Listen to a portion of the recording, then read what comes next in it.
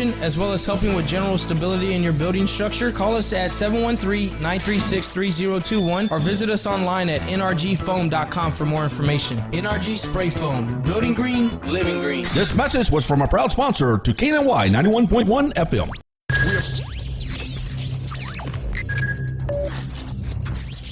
We are broadcasting live from the Woodlands, Texas to the world.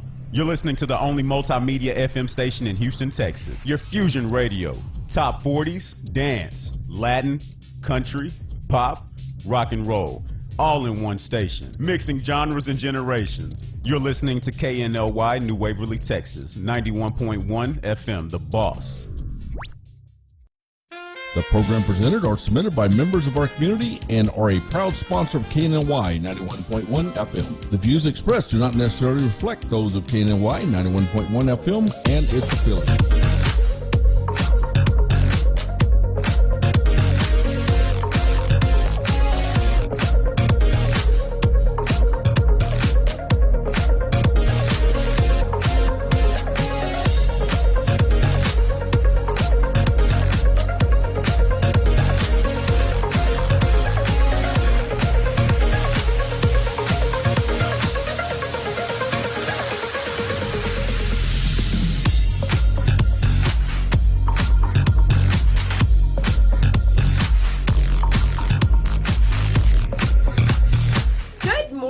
Welcome to Today with Cachet. It is Friday. It's the end of the week.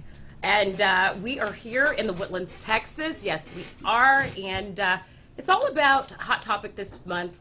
We've been focusing on suicide awareness, suicide prevention. And today in the studio, I have two individuals. I have a returning guest, Bridget Zaletka. Welcome back. And I also have the wonderful Dave Waxler joining us this morning. So, you know, obviously we've been, focusing on this month, and it's obviously a huge topic. You know, I did do a little research, and I want to kind of just throw these numbers out to see what I read, or what I actually read, was 5% of adults 18 or older experience mental illness in any 1 year. That's an estimated 43.8 million people. Of that, 14.4% experience a disorder, one disorder. 5.8% experience two disorders. Right. And 6% are three or more. So there's this disorder within the illness that occurs. Is that correct? What does this mean? What do these numbers mean, and what did I read? Well, the two or more disorders, I mean, we know that we call that co-occurring disorders. Okay. And sometimes people who struggle with one thing tend to struggle with another. So a lot of times we see people who might have depression, and often we might see an anxiety disorder happening with that. Okay. So I guess the question about, is there a disorder within, like a disorder within a disorder? Yeah, I mean, I guess what I read out of that was that, and I'm thinking about, obviously mental health means, hey, that's the good side. You just want to live a good life. You want to do things to be mentally healthy, so to speak. And then there's something that where you go into maybe having anxiety attacks, or you start going into depression, which can still be kind of normal. People go in and out of that. That's right. But then it can go into a level where it starts to become a disorder before it becomes an illness. And is that the way I'm reading that? And so if that's and it's like, what is a disorder? Yeah. The disorder is defined, right, by, who's defining what's normal versus what's a disorder. So that's a question in itself. And not everything that happens that's difficult in your life is a disorder. In fact, some of the healthiest things that we go through, even the good things like getting married or having a baby, can be very difficult. But that doesn't mean that they're disordered. Okay. And I've actually had clients. I actually have clients who come to me and they say they want to do preventive counseling, which I respect, but I don't look for problem. My definition. Yeah, we're not looking for problems. I say it's not a problem until it's a problem. So exactly, and that's a really good point, because we all have normal mood fluctuations. Yeah. We all have anxiety. You can't be alive without having some anxiety, right? That's part of the human condition. So when does something become a disorder? And like from a clinical standpoint, we're always thinking about impact on functioning. Yeah. So in what areas of the person's life is this getting in the way? Exactly. And when those things start to add up, then we start thinking about it in terms of a disorder. But we're speaking from a medical model here when we're talking about when we're talking in this way, right? Sure. And Dave, you want to tell everyone out there a little bit about who you are and your background? Oh, right. I already got to know him, as you can see. That's why I was like, "Hey, Dave, this is what I found." But the world out there needs to know. Tell them. So I am, along with Bridget, a therapist here in the Woodlands. I've been practicing for 10 years, and I do see young people as young as 9, 10 years old, all the way up to. I do work with a lot of young adults, and I have done some couples work. Which is very difficult, in my opinion, some people love it. Couples, yeah, and then adults and families. So I do a lot of work across the board with different groups, and I focus mostly. And Bridget's got a clinical background, but I'm more of a. I focus more on authenticity and helping clients become more real about who they are. Okay. Because that's where it starts, right? Well, I have some philosophy points that would say that most of the anxiety that we have is about figuring out who we are, and I think that a lot of our concerns are about that story of our evolving sense of self. Okay. So that's a lot of the focus that I spend in my work. Yeah, and Dave and I are great. We're great colleagues. We work really well together, and we love doing this, right? Busting the stigma about mental health and raising awareness. And I agree, authenticity. That's what when we were on before. It was a huge eye-opener for me, right? Because I always would relate to, I'm so direct. And I always would use the words, I'm direct with people. And maybe not everybody can handle that. And then Bridget made me realize what it really is. I am looking for authenticity because I'm being not so much direct, but I'm also being just authentic. Being real. Yeah. And not everybody, not a huge percentage of society does that. Is that correct? I would say that's I don't know if our society even rewards that. I mean, they don't. I can tell you. Well, to whatever extent. I can tell you for a fact they don't. I mean, Cass, you know that the process of asserting yourself in this particular instance, you have created an opportunity for you to be really you. Yeah. And it benefits many others, hopefully. I think that's true. I hope. It does. I think that a lot of people want to be that. And I think that sometimes they look at someone who is really authentic, and it maybe reminds them of some things they wish they had for themselves. Okay. So and we live in this fake online social media world, right? And Tessa was talking about that before. Yeah, Tessa was talking. Creates a lot of isolation, right? The fake book. That people are, we're wearing a mask, right, often in public and then also online, and that can become problematic, right, in terms of knowing one's Speaking of that, the other night we saw the movie The Joker, and I know you did, and so I wanted to, I walked through in my mind what I thought occurred in that movie and what it showed me, and I want to kind of throw this out there, was that anyone can go through stuff in their life, and like we said, can have depression and anxiety. But what I got out of that was there was 3 failures that happened in that movie. He had family failure, he had medicine failure, and he had the system that failed him.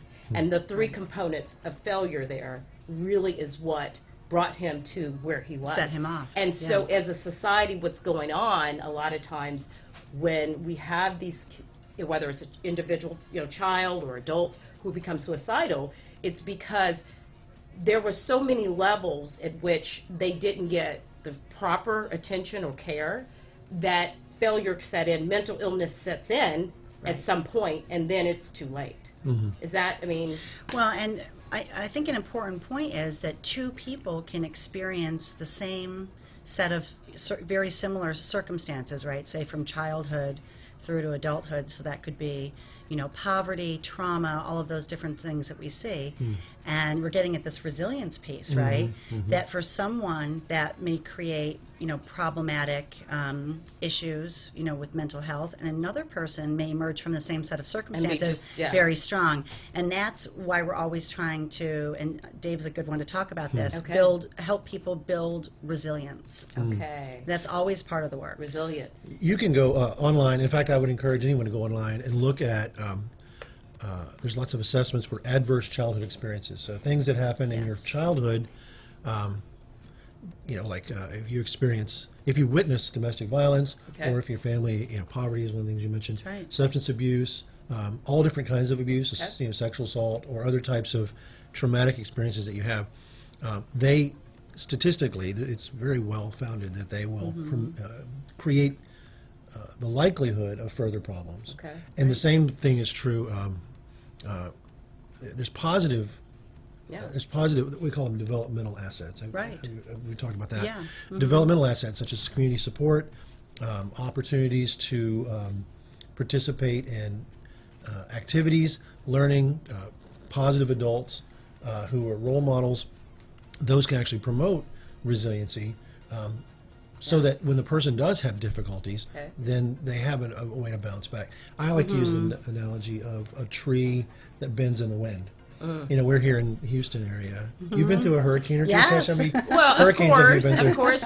When I was young, and even just more recently, the last one I wasn't here, I was in Canada. Sorry, but they don't have as many hurricanes in Canada as they do But here. I have, yes. Yeah. So and the trees are always. I always ask. I like to tell the kids this: what happens to trees in the storm? And they say, they fall over, but that's not really true. Okay. Trees can bend in the wind and not break, and I try to promote that idea, that image in your mind of just because something's difficult for you, it doesn't mean that you're doing it wrong. Right. But there are things you need to build into your life. We can weather a lot of storms. In fact, we do weather a lot of storms all the time, and we may not realize that we have a strength in us already that we need to tap into.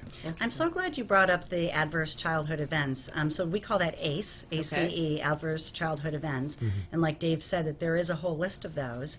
And interestingly, sometimes having a number of those, could put you at risk for, mental health issues, but also physical health issues. That's true. That's true. Right? They say that your mental can actually have a correlation to how your so physical they health know becomes. that people who've been exposed to a lot of adverse childhood events will end up having more disease later in life. So this is why it's so important to help people build build resiliency, build coping skills, and get healthy in every way. I'm wondering though, if someone's listening to this and they're thinking, "Oh no, they're doomed."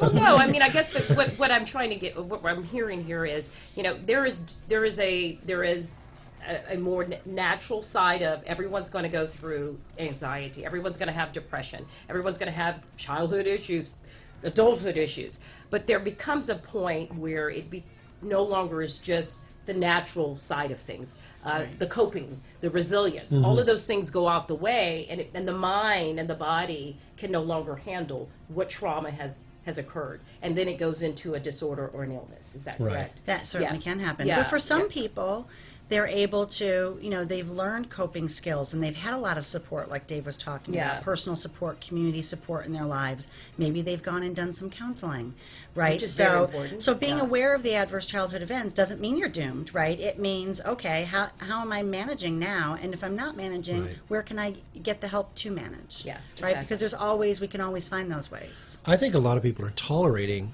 an enormous amount of difficulty in their life without realizing that they don't have to live like that. Yeah. I have a lot of clients who show up and they're amazed at how much they've been putting up with. Right. And I think that this kind when they start telling the story. They start telling the story. They start telling the story, right? It's very emotional for them, right? People try to be strong and tough, that in our culture. Right. Instead of saying, I can go get some assistance or go get some help or go get some counseling. You don't always have to be so strong. Well, that's one of the biggest things I hear about why people won't come to therapy in the first place. They think that there's some stigma attached. They're that scared. It's some sort of weakness. Yeah, that it means something bad about them. Okay, well, I was just in her office before, and the three of us, we had so much fun, and it's the cutest office. So I'm just saying right now, there's no stigma anymore. We're going to take a quick commercial, and we'll be right back. All right.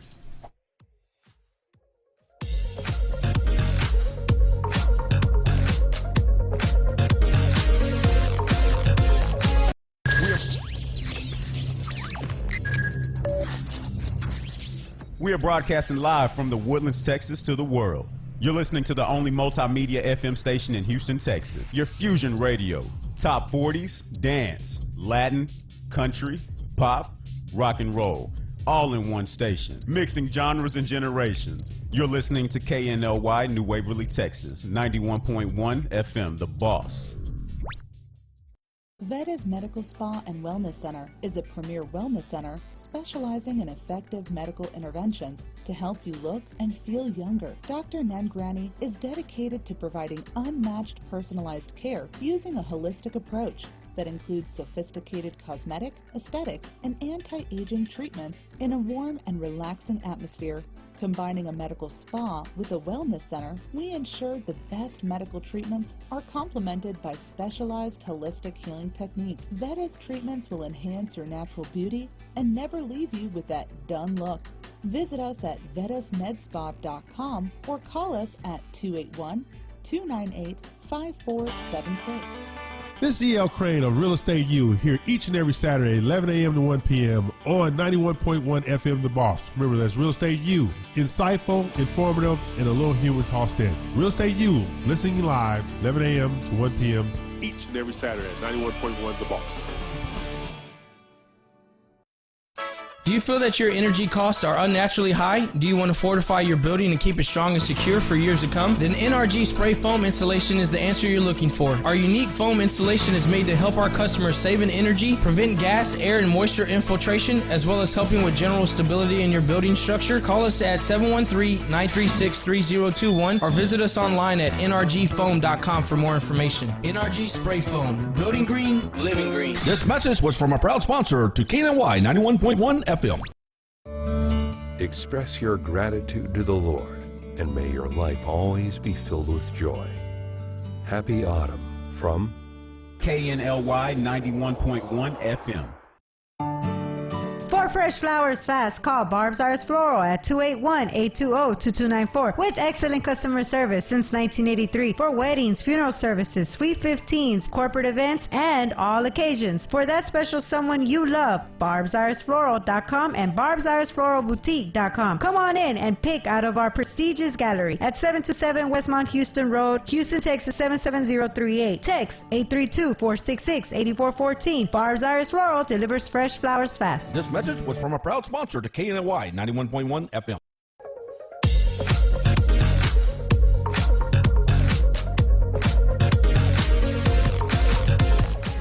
Good morning. It's Friday, and welcome back to Today with Cachet.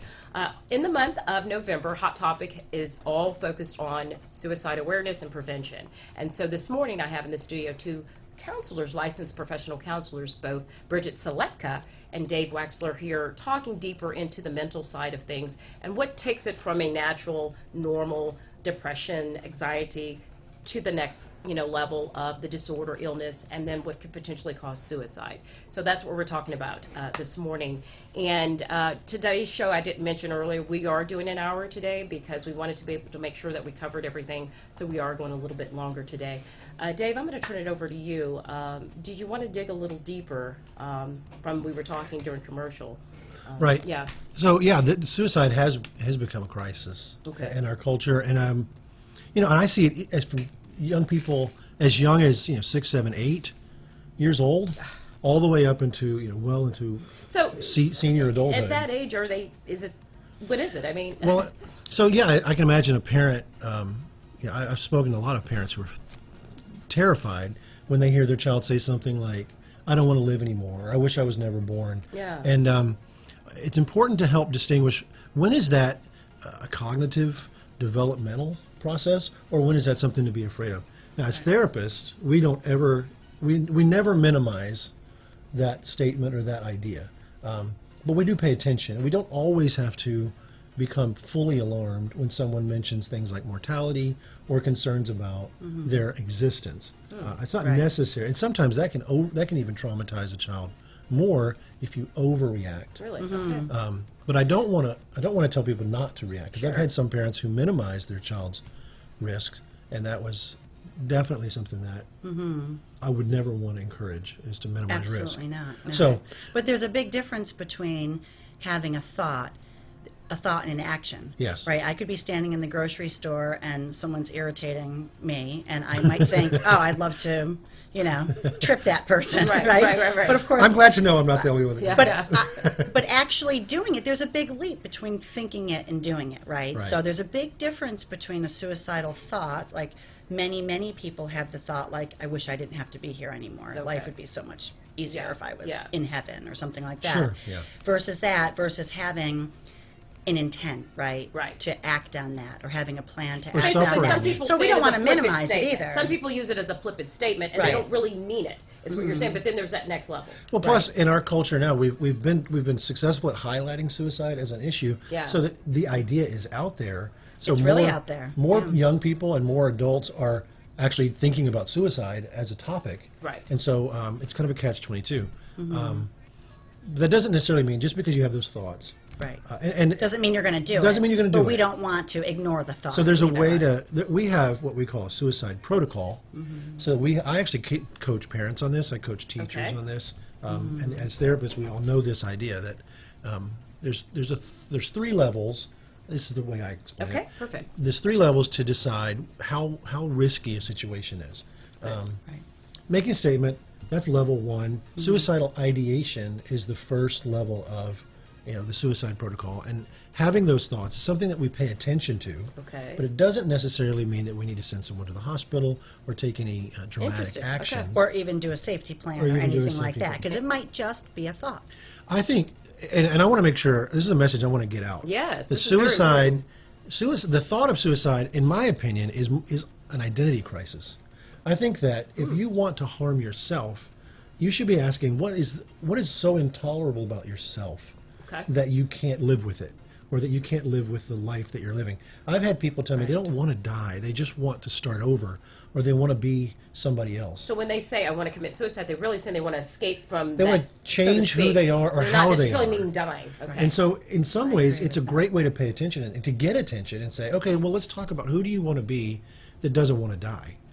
And now we're focused on positives, strengths, moving forward instead of getting anxious. So you will identify that first when someone walks in, and they've come in and said that. That's the first step. I've had people tell me that alone, that idea alone, that's huge. rescued them from their fear of their own thoughts. That is huge. Can you say it again? I Yeah, think yeah, people can need you to repeat? hear it I know, I again. do. I agree. That's an important one. All right, let's go back over that. This- I like that. I really like feel like that. this is an important message. Okay, having the thought. Not everybody wants to die. Right.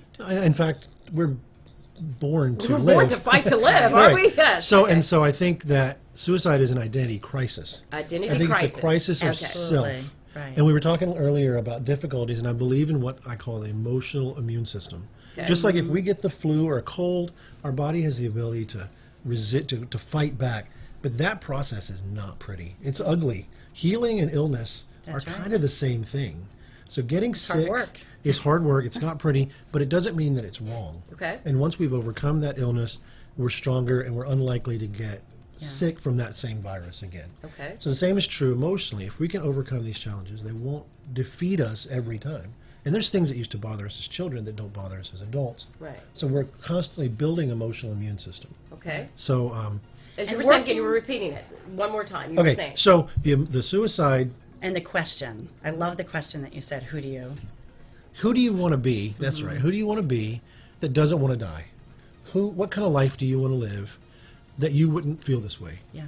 And Powerful work. So that's to explore that's in an therapy. important question Really to powerful. ask someone when they approach you, whether it's a parent or whether it's a counselor. If someone Or- comes to you and says, "I want to commit suicide," you need to first ask that question: Who is it that you're running from and trying not to be? I like to make sure that people, we understand that these thoughts are just thoughts. I like what you said, Bridget. Okay. It's really important that you don't take yourself too serious. Thoughts are just thoughts. You only decide if you make them true. Okay. And then helping people realize that those thoughts can actually guide you towards healing. Right. If you give Yes. yourself permission to do the work. Now, But we got to get them to do the work. we got to. Right. Well, Right. yeah. If That's you're an so important desperate that piece. you feel like dying, or you're thinking about dying, then you don't deserve to live like that. So, I would encourage those people to, first of all, give themselves permission to be upset. Okay. Pay attention to those feelings, and then let them guide you into getting help. I don't mind, I'm very transparent about this. I lived with depression when I was a teenager, when I was in college, and I had suicidal thoughts, and I was very, very depressed for a while, and I had to do a lot of work myself. And I tell my clients that up front, because I want them to understand that we're all doing this, we're all struggling with that. Which makes And you you can get a through it. very good individual to speak to Well, individuals like that. I feel because like they need you've to been know. There. You've I been know there. how. You've been there. I don't know. I've never been as far as going to the hospital, but I can sympathize, empathize Yeah. with my clients. So I help them. I reassure them that I'm not saying this as a clinician. I'm saying it as a person, as a human being who understands what And you it's said there like. were two others, there were three. Okay, so number 2. Yes. If a person comes, thank you. Wait, go back to number 2. No, one is thoughts. One is ideation. ideas. This is Dave's debut. We're going to keep him on air on track. Let's Well, go. Okay. Yes. If it helps people, this is what I do this for, is my life. Sure. So if a person's thinking, that's one level. If a person is deciding how they're going to do it, Right. if they have a plan to do it, Okay. Premeditation. it's getting closer to, we're getting more concerned. And I think as clinicians, as therapists, we would start to get concerned about that. Yes. I would tell parents, if your child has a plan and a well thought out plan, you should definitely pay attention Do to they that. usually tell you though? I mean, when someone You'd be surprised. do that, that's what I I'm was just asking. gonna I mean, do say- they really tell the plan? Because a lot In of people fact- don't ask the question, so we're asking the question. Okay. Yeah, Right. that's the next step. So it sounds like, if I'm catching something here, if a parent out there is listening right now, or an individual, doesn't have Just to be for a your own child, self. if you hear someone say to you that I want to kill myself, first know that it could just be a self-identity issue, is what Right. he said. But you have to, at that point, take them to counseling or address it to identify whether it's that or if it's the next level and the plan has already been put in place. Is that correct? Yeah, I would say, Okay. if you're working with a person and they are in despair and they're saying these things, do not minimize it. Right. Don't talk them out of it. Say, I hear you, I empathize, and then say, we should get you some help. Let's go get counseling. Do Let's not go talk take to it. I someone. never agree. ever. I tell people, I want to be able to sleep at night. I want to know that I did everything I could to help save you. And if you did something, Right. and I didn't do my part, then I couldn't live with that. So then at that point, the plan. So if they have a plan, so I will say, well, how would are you thinking about how you would do that? Yeah, I was just going to say that. Right. What do you say? What are you doing? So when someone says that to me, I let them talk and talk it through and explore the thought first, and then I try to get them to expand on the thought by asking, "Have you thought about how you would do that?" Okay. And Cache, you would be Yes, surprised. I'm saying, yeah. A lot of times Well, they have. want to tell you. I They think have. they're so hurting, they're so desperate. That they Because want again, to they tell us. really want to just escape that one person. That's right. So they want to tell you. They're They glad wanna you tell ask. Yes. Right. And a lot So- of times there's a flood of emotions, right? Because they've never said it out loud. They've never admitted it. Yeah. They're scared to admit it. And sometimes just talking it through, and then you go to the next step, which is, how, you have to assess the risk, right? Okay. And then figure out what we're going to do with that. But sometimes them just saying it, that they've thought about doing it in a certain way, that thought's crossed their mind, they might say afterwards, but I would never actually do that. But, I can't even believe I'm saying that because I would never really do that. But sometimes it's a relief for them to actually just have someone that they can trust to just talk it through Well, it sounds and like to the not be counseling is scared so of those important. thoughts anymore. Yeah, to have someone, the counseling aspect, and to have someone to Yeah. speak to. If they're listeners are out scared. there, that Well, is crucial I for think what that's- someone is going through. Yeah. What you're saying, Bridget's important. Counselors are definitely. I mean, obviously I believe in what Yeah. we do, but you don't have to be a therapist No, to ask help these a person. questions. I Yeah. think what you're saying about them being scared is, knowing that if the person that you're working with, if you are scared, Right. if you're giving them anxiety, then they feel like they have to take care of your anxiety. Right. You're not helping them. I think we need to learn how to not panic when a person is talking about these things and say, all right, let's Right. talk about. Well, they don't Okay. tell How they to don't help tell you. their parents or their teacher or their friend because they don't want everyone around them to freak out. Right. Right. Right. And think that they're imminently suicidal. But yes, but they've had those occasional thoughts. Sometimes it's a passing thought, right? And maybe they've even thought about what they would do or when or how they would do it. But they just need that safe place to explore that, right? Without, as therapists, we're trained. We're not going to freak out when they say that. We're going to go deeper and figure out where are we at with this? What's the risk here? Do we need to do a safety plan? Do we need to send them to the Well, that's hospital? what I Or can would we just do. address it in therapy? Sometimes we can just address it in therapy. The third level then is if they are genuinely intentional, and I've actually had young people say, I can't No one's promise you going to that I stop won't. me. Then I say, well, we're done Okay. with talking about your feelings. We'll start talking about your safety. Okay. And I will take charge of that situation. I will find someone to get, either if it's a young person, I will find the responsible adult. And quick question: most of the patients you're seeing, what level are they coming in at? And that's important. The reason I ask that question is because that will tell me how intricate the outside has helped them versus at the level they've come into you. At least 80 to 90% of my clients have told me that they've had suicidal thoughts. thoughts. I would agree with that. I think a high percentage of human. I think it's actually part of human nature to think about it at some point, right? Between the three stages, were they at the identity level? Were they at the intentional level? Or were they at the level I probably have of only just, about less than 10% have been at the level 3. Okay. Where I had to stop what we're doing to go to the and get hospital safety. today. Okay. Yeah, Good. Right. less than 10%.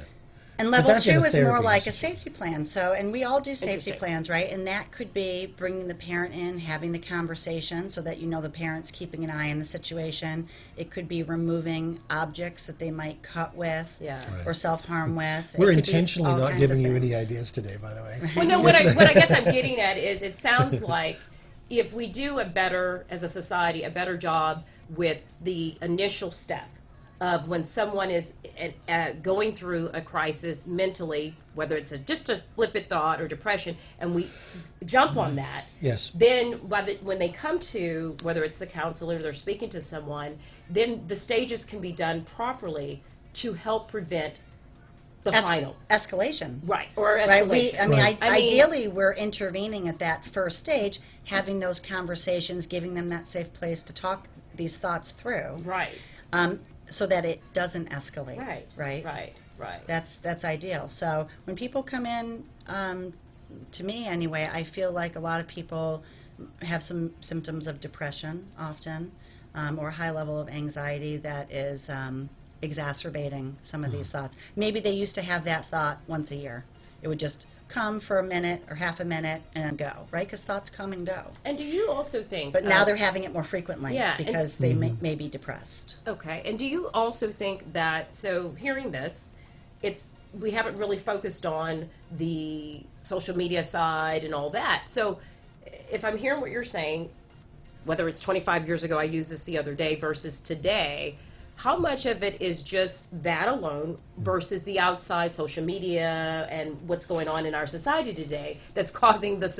Is it just because of, hey, I have a self-identity issue, and hey, I need to figure myself out, and I need to, or is it the social media, the outside world? I mean, social which one media is more? Does create an identity crisis. Okay. And I've had it does. Countless people tell me that by looking at all these curated images, on the internet and on the social media, that they feel like their own life doesn't match what these other, Instagrammers and others say. When the fact is that all of those people are suffering as well, but they're not going to put that on Facebook. So hence is why there is the surge. Bingo. Right. Got it. So, and also, let's just think about thoughts. We have, I don't know what the number, I'm going to make up numbers, but it's thousands of thoughts we have a day.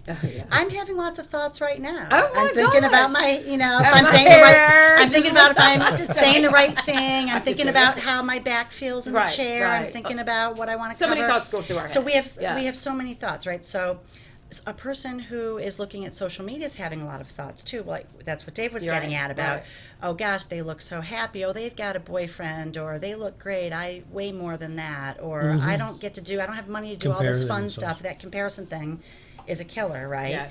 And then also, what is a depressed person, think about the thoughts that go with that, right? Right. I'm not good enough. My life isn't what I want it to be. Right. I don't have any friends. Nobody cares about me, right? We could make a list of hundreds of those, right? So the work always involves getting at the thoughts. So mixed in there sometimes are these self-harming thoughts, right? That could lead to cutting or suicidal thoughts or things like that. So we have to give people a safe place to explore the thoughts, right? Where we're not going to freak out. We're not going to judge, right? We're going to just get in there, get at those thoughts, and figure out what's happening with this. Is there another layer there that we need to be more concerned about, or are we going to be able to, work this through and help you address that identity stuff and help you start thinking differently about your life and feeling differently about who you are? Right. One of the strategies I use is to try to flip their flaws into features. And to say, flaws into features. Okay. Yeah. Every feature is a flaw. Every flaw is a feature. I think I told you earlier that I got in trouble in school for talking too much. That was one of my biggest, believe it or not. I kind of did too. Believe it or not. And now I joke. Surprise! I get paid for this. So did I actually on every report card. It said that, everyone. So all about. So now I see that as a feature. I think I've turned it into a career actually. So everything that we see in ourselves that we don't like, that we're unhappy with, even things that we find intolerable, there has to be a way to flip it and say, where's the strength in that? Yes. And now we're moving towards resiliency. Empowerment. Empowerment. And to say, oh, your vulnerability is actually your strength. Interesting. We're going to take another quick commercial, and we're going to be right back. We'll be right back.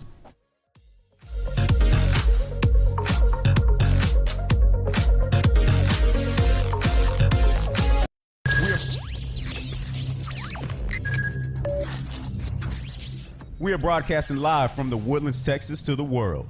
You're listening to the only multimedia FM station in Houston, Texas. Your fusion radio. Top 40s, dance, Latin, country, pop, rock and roll. All in one station. Mixing genres and generations. You're listening to KNLY New Waverly, Texas. 91.1 FM, The Boss. Veda's Medical Spa and Wellness Center is a premier wellness center specializing in effective medical interventions to help you look and feel younger. Dr. Nangrani is dedicated to providing unmatched personalized care using a holistic approach that includes sophisticated cosmetic, aesthetic, and anti-aging treatments in a warm and relaxing atmosphere. Combining a medical spa with a wellness center, we ensure the best medical treatments are complemented by specialized holistic healing techniques. Veda's treatments will enhance your natural beauty and never leave you with that done look. Visit us at vedasmedspa.com or call us at 281-298-5476. This is E.L. Crane of Real Estate U here each and every Saturday, 11 a.m. to 1 p.m. on 91.1 FM The Boss. Remember, that's Real Estate U. Insightful, informative, and a little humor tossed in. Real Estate U, listening live, 11 a.m. to 1 p.m. each and every Saturday at 91.1 The Boss. Do you feel that your energy costs are unnaturally high? Do you want to fortify your building and keep it strong and secure for years to come? Then NRG Spray Foam Insulation is the answer you're looking for. Our unique foam insulation is made to help our customers save in energy, prevent gas, air, and moisture infiltration, as well as helping with general stability in your building structure. Call us at 713-936-3021 or visit us online at nrgfoam.com for more information. NRG Spray Foam. Building green, living green. This message was from a proud sponsor to KNLY 91.1 FM. Express your gratitude to the Lord, and may your life always be filled with joy. Happy Autumn from KNLY 91.1 FM. For fresh flowers fast, call Barb's Arts Floral at 281-820-2294 with excellent customer service since 1983 for weddings, funeral services, Sweet 15s, corporate events, and all occasions. For that special someone you love, barbsiresfloral.com and barbsiresfloralboutique.com. Come on in and pick out of our prestigious gallery at 727 Westmount Houston Road, Houston, Texas 77038. Text 832-466-8414. Barb's Arts Floral delivers fresh flowers fast. This message was from a proud sponsor to KNLY 91.1 FM.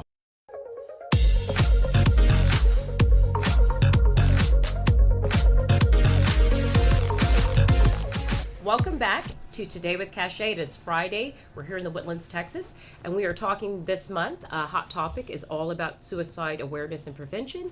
And this morning in the studio, I have the wonderful Bridget Seletka and Dave Waxler helping dig deeper into the mindset of how to actually walk through it. I mean, there are stages. I mean, it's not just a flippant thing that happens overnight. Right. There's a process through that. Bridget and I both want to be practical about this discussion because, you know, it's one thing to talk about the clinical side of it and you know, where it all comes from, but we really believe in giving people practical things that they can actually do. Absolutely. To live a better life. Sure. And to feel better. Well, yeah, I mean, you know, it was funny because I was earlier when I was back to the movie when I had talked about that, you know, my own idea, of course, this is not what you said or anyone said, but I looked at it and I thought, God, in my mind, it looked like his family failed him, medicine failed him, and the system failed him. Right. So he just, at some point, you go into another world. And so how much we know kind of how family, we've talked a lot about that, but medicine, can we dig a little deeper into the medical side of things and the medicine? I have clients that ask me, should I take medicine? And I can't make that choice for them.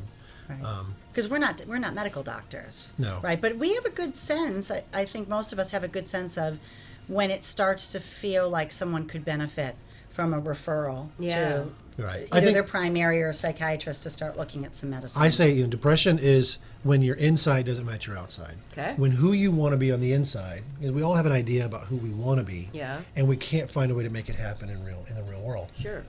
And that could be things like abuse. There's people who say, I don't want to be a person who was abused. I mean, nobody wants to be that. Yeah. But there's nothing they feel like they can do to change get that off. because it's something that happened to them. So a lot of trauma is part of that, and a lot of grief. A lot of people are suffering from enormous grief, not just from loss of loved ones, but loss of potential, loss of maybe their job, or loss of things that they couldn't have. Like I call it the fantasy parent, which is awful to say because so many of us have wonderful parents, but some of us have had terrible childhoods with parents, and we feel like we should have had a better parent. Right. And there's some losing loss out there. on that. So I think those people get, that's one side of it, the self-esteem and the image crisis. But then that can go so far as to affect your chemical balance. It can change your neurology. Yeah. And so there are times when, I think of it as a spectrum, you can get to a point where you cannot use only talk therapy. Sometimes you do need medical interventions to change that imbalance that has so been off. But it's just so painful. I say no one should ever suffer Have to that. live in that. And we've seen medicine, it's certainly not the first thing we jump to, but right, we see medicine changing people's lives. Absolutely. Sometimes. The question I think you're asking, Cache, is when does a person need medicine? Yeah. When is this clinical depression and how much? the inside's not matching the How much? outside? And how much? So I mean, if you think it's helpful, we can talk through, how we assess that. Yeah. How we think about well, that. I guess, I mean, I think it's important because there's people out there right now who are maybe on medication and have gone through, we've kind of danced the first stage. Now they're at the point where they're taking the medicine or they're in the process of, or prescribed the medicine, yes. Well, and there's a big stigma about this as well, because people think I shouldn't have to take a pill, right, to feel better. Yeah. But we know that there's brain chemicals involved, right? And I always try to ask people to parallel it with physical health, right? That if you had a heart condition, you'd take the heart pill, right? My daughter has juvenile diabetes. She has to be on insulin every day the rest of her life, right? To stay alive. Please give me anesthesia before I go under. Please don't cut on me without giving me medicine. The point is, if we have something physically wrong with us, we're most of us are okay taking, maybe we don't love taking a pill. I have a pill I take every day. I don't love taking it, but I take it because I have to. But somehow when it's involving mental health, there's such a barrier, it's such a stigma. But we know that sometimes talk therapy isn't enough, and people do have to at least have that conversation with their primary care provider, or we can make a referral to a doctor, to talk to about, is medicine appropriate? And sometimes that's a bit of a journey, getting to the right medicine. It does take a lot of work. But, because you have to learn what works for that person. Oh, goodness. Yeah. Well, it takes a long time to even get in to see a psychiatrist or a doctor who can help you. It can. So that's part of what we do with clients, is help them gain the courage and the momentum and the motivation to do those things sometimes. Do you want to talk a little bit about your office and kind of when a client reaches out and that kind of thing? Either one of you go first, I see a lot of people, I think, like most therapists do, who have depressive symptoms and anxiety. My office is here in this building, and beautiful office. I saw it. It's nice. It's really nice. So I always try to get at, and I come from that interpersonal connection, authenticity standpoint as well, and the clinical side, because I did come out of a hospital outpatient setting. Wow. So, when we think about what is depression, the disorder that's in the DSM, what are the symptoms of that? So that's a depressed mood most of the day, most days. Right. Diminished interest and pleasure in things that you used to enjoy. You used to love playing tennis, but now just don't want to do it. Okay. Sleeping too much, sleeping too little. Okay. Weight gain, weight loss. Fatigue, feelings of worthlessness. These are all things that we're looking at.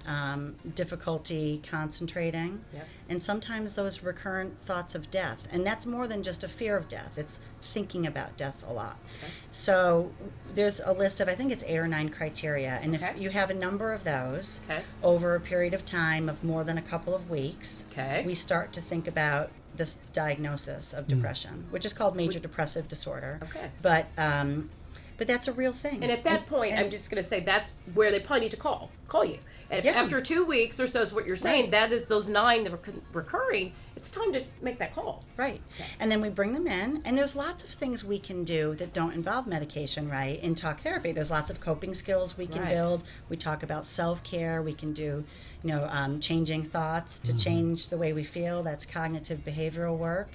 But sometimes the therapist gets a sense of, this person, there's a piece missing here. Right. And this alone, the stuff that we're working on, doesn't seem to be enough to pull them out of this. And that's when we think about making a referral. And you, Dave, your office, what's kind of your... You're exactly right.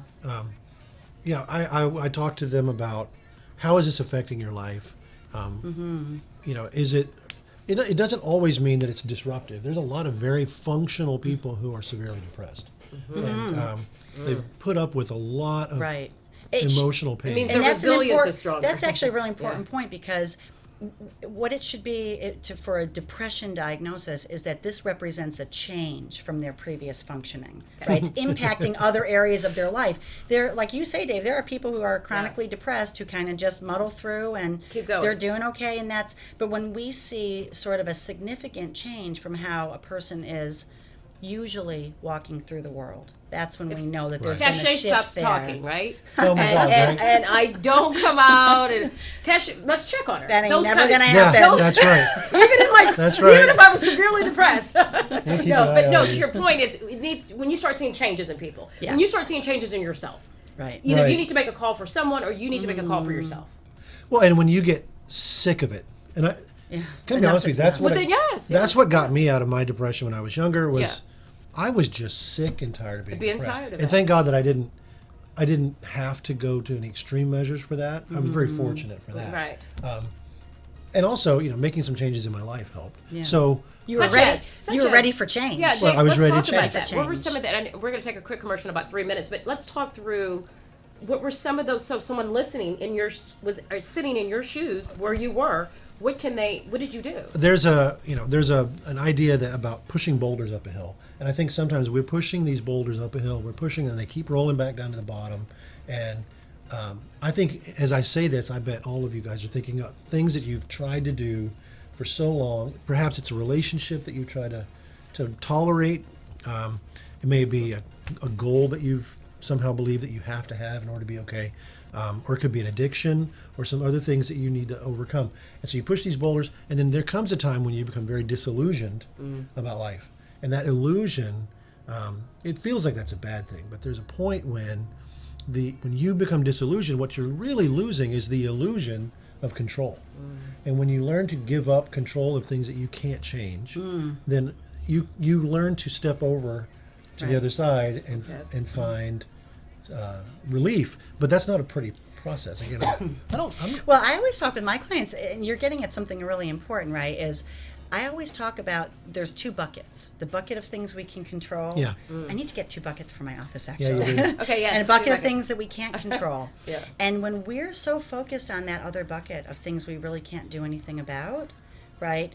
That, for instance, changing other people, right? Yeah. We can't change other people. All of that stuff Yeah. that's outside of our control, that leads to, right, a lot of anxiety. Yeah. Things can become a crisis versus what Dave's talking about, if you can focus on just that bucket of the things that you can change, the small things you can do today to take care of yourself, bring a little, some moments of pleasure into your life, make connections, because we do know suicide is a crisis of identity. It's a crisis of connection. That's right. As well. And people who are depressed tend to isolate from other people. True. And what you said earlier, was it you change your flaws to features? Change your flaws to features. Start recognizing the strength and turning around this idea that there's something wrong with you.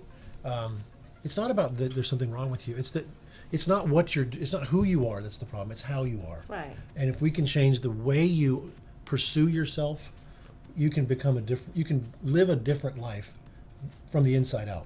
Flaws to features. We'll take a quick commercial and we'll be right back. I love that.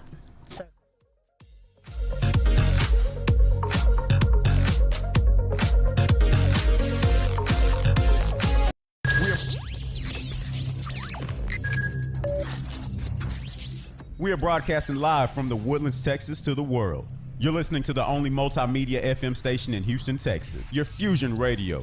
Top 40s, dance, Latin, country, pop, rock and roll. All in one station. Mixing genres and generations. You're listening to KNLY New Waverly, Texas. 91.1 FM, The Boss. Veda's Medical Spa and Wellness Center is a premier wellness center specializing in effective medical interventions to help you look and feel younger. Dr. Nangrani is dedicated to providing unmatched personalized care using a holistic approach that includes sophisticated cosmetic, aesthetic, and anti-aging treatments in a warm and relaxing atmosphere.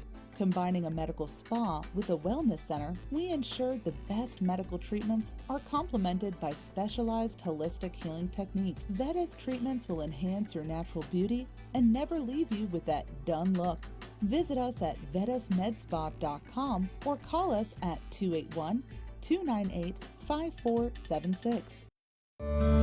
Express your gratitude to the Lord, and may your life always be filled with joy. Happy Autumn from KNLY 91.1 FM.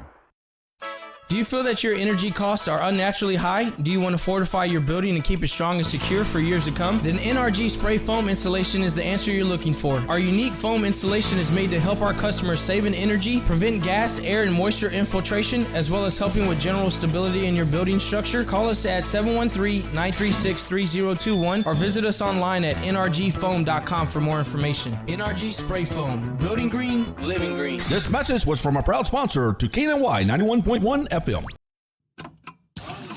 For any maintenance needs on your commercial or personal vehicle, EVG Loan Star Service specializes on European, Asian, and domestic vehicles. We can assist you with wheel alignments, tire balance, AC services, computer and electric diagnostic, and more. We're located at corner of 1230 Aldine Mail Route and Reeston Road in Houston 77039. Our phone number is 936-344-1672, or you can find us on our webpage www.evglss.com. EVG Loan Star. If it's got wheels, we can fix it. This was a proud sponsor of KNLY 91.1 FM.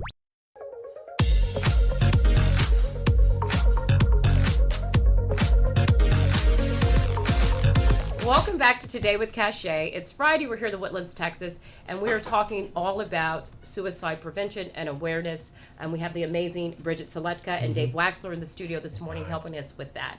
And I did not want you to not forget, I didn't forget about, make sure you bring your toys starting after Thanksgiving, the Friday after Thanksgiving, all the way through December 23rd. Please bring in a toy for some children all over the community. I'm going to be delivering toys to them. So bring some toys.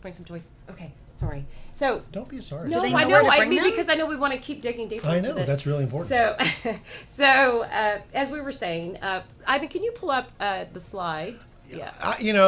That picture, by the way, I need to Photoshop the picture. But who's that guy? What a great opportunity! It's a little surly. It's kind of surly. It's kind of you. Who are you? So I'm doing this work, and I'm thinking sometimes I wish I could just hand something to my clients that can just explain some of these ideas and kind of fast track.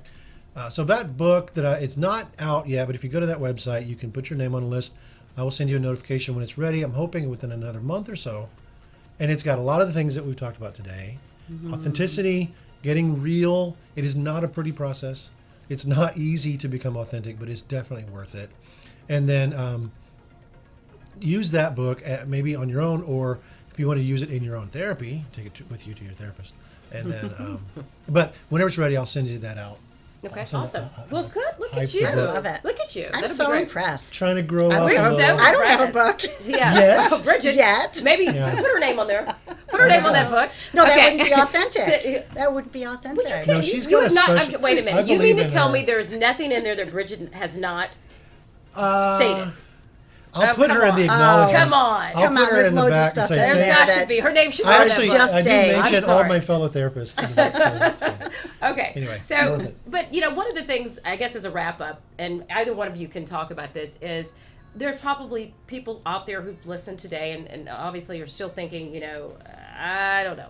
I hear what they're saying, but how do I go to the office? Like, how do I make that call? They're still stigmatized by that step. So what can we do to listeners and viewers and people to say it's not so bad? Make the step. Oh my gosh, it's not so bad. Oh my God. We're really I walked nice in their people. office today, I tell you. I walked in there and it was the cutest thing and I didn't want to come on the show. I was sitting in the rocker, relaxed. And whatever's holding you back, honestly, maybe it could be financial. That's fair. Okay. That's a real thing. It's very real. And it's frustrating for us because we wish there was more access to that. If you or someone you love you're listening to this and you're thinking, I need to do something. Choose to do something. Right. You can stay where you are and nothing will change. Or you'll have to wait until it sucks bad enough that you'll do something. I don't want you to wait. But I do think you should reach out, make a phone call. If you have any kind of insurance coverage, you can call your insurance plan or you can go online. My perspective is do one thing, make one step, make a phone call or look it up online or do any one thing to move towards a direction. Yeah. I always say direction, not perfection. You just have to take one step. One step. And you'll be surprised what happens. And most people who don't want to come to counseling they're overwhelmed with how much they enjoy it. Once they get even one session, even if you give yourself one session, you might be surprised at how well you appreciate it. And what insight you get from it. Hopefully. And ideas, hopefully. I totally agree. I think Psychology Today is a great resource. Yeah. You can call your insurance company, but you also can go on to Psychology Today, and most of us therapists are on there, and you can click through what the issue is you're struggling. You can select what issue you're struggling with, what insurance plan you have, what type of therapy you might be interested in, and search that way. There are low-cost providers out there, and there are therapists who are willing. They have what we call a sliding scale, where maybe their normal rate might be X per session, but they, will slide down to a much lower rate based on a person's financial circumstances. Sometimes seeing a counselor intern. We have great people who are in training to become. They have master's degrees already in counseling, so it's not like they're brand new. But they're earning the hours. It's a lot of hours. It's 3,000 hours, which is almost 2 years that they have to work before they can become fully licensed. They're like provisionally licensed, but a lot of them have really great skills, and they are doing this work at much lower rates. Well, I guess the other thing, what I'm also hearing is, you all said, as long as you make a step to talk to someone. And on any of those levels, which you just said, you're talking to someone. When you're not talking, you're in trouble. Even if you just sit there as you're listening to this now and you say, I am done living in misery. Yeah. And I strongly encourage you. I give you permission to get sick of being miserable. Make that choice and then see what happens next. No one has to live like this. And I don't know what that looks like for you. Everybody's story is different. Right. But don't just sit there and be miserable. Right, and reach out. It really is not that scary, and therapists try to make that first phone call feel more comfortable. We're just getting some more information, and then if it feels like it's a good fit, we bring you into the office. We try to make it really comfortable and non-threatening, warm, and for people to come in and meet us and talk some things through. And if that person doesn't match, keep trying. That's right. Yeah. Because the relationship is important. That's the most important thing, is that you find that person that you trust. Right. And I would rather feel like you can work with. I'd rather someone tell me that they're not a good fit. And I've had many. I'm not afraid to admit that's okay. It's like anything, right? Finding the right medicine, finding the right doctor, finding the right whatever. Find the right But to make that step and start talking. And every therapist has a different approach. So if someone wants to reach out, we've got about a minute. If someone wants to reach out to you or to you, how do they get to you? Okay, they can go onto my website, which is www.forgemypath.com, and my phone number is on there. It's my cell phone number. Reach out and we can, talk on the phone and maybe bring you in for a first appointment. Right. Mine is newclaritycounseling.com. You can Google it, look it up online. I got a website, a little bitty blog, and trying to promote as much material resources as I can to help people out. Well, thank you. And thank you both. What a fun, Thanks for talking to y'all. It's actually fun. It was talking with them. So it's fun talking about the tough topic, but it's tough fun. topic, but they made it fun. So have a wonderful weekend, everyone, and we'll see you next week. Bye-bye. Thanks, Kasha.